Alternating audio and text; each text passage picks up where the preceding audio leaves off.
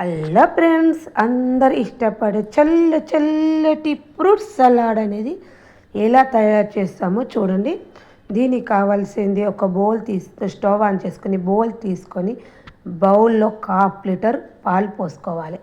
Half litre పాలు మంచిగా గరం అయ్యే వరకు పాలను మరిగించుకోవాలి. పాలు అనేటివి మరిగాక దీనిలోకి చక్కెర వేసుకొని చక్కెర అనేది పాలల్లో కరగనివ్వాలి. వేరే బౌల్ తీసుకొని 1 స్పూన్ కస్టర్డ్ పౌడర్ వేసుకొని వాటర్ పోసుకొని చిక్కగా ఉండలేకుండా కలుపుకోవాలి. మనకు పాలు అనేది మసిలిపోయినాయి కాబట్టి చక్కెర కరిగిపోయింది.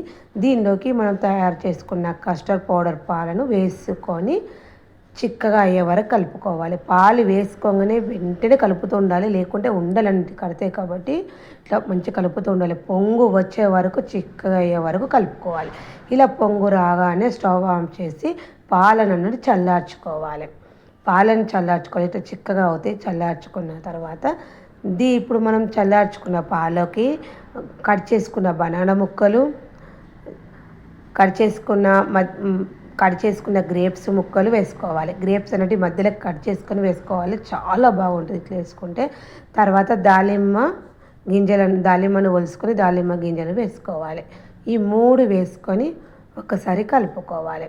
చాలా ఈజీగా చేసుకోవచ్చు. మనం పాలు అన్నట్టు చల్లార్చుకున్న తర్వాతనే వేసుకోవాలి, లేకుంటే బనానా అనేది కలర్ మారిపోతుంది. కాబట్టి ఇట్లా చల్లార్చుకున్న పాలలో వేసుకొని కలుపుకోవాలి.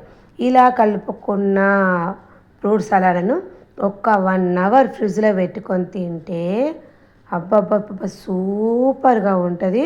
చాలా ఎమ్మి టేస్ట్. ఈ విధంగా ఒకసారి మీరు ట్రై చేసి చూడండి. ఓకేనా?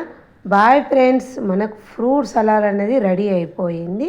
చాలా yummy salad. Okay, bye friends.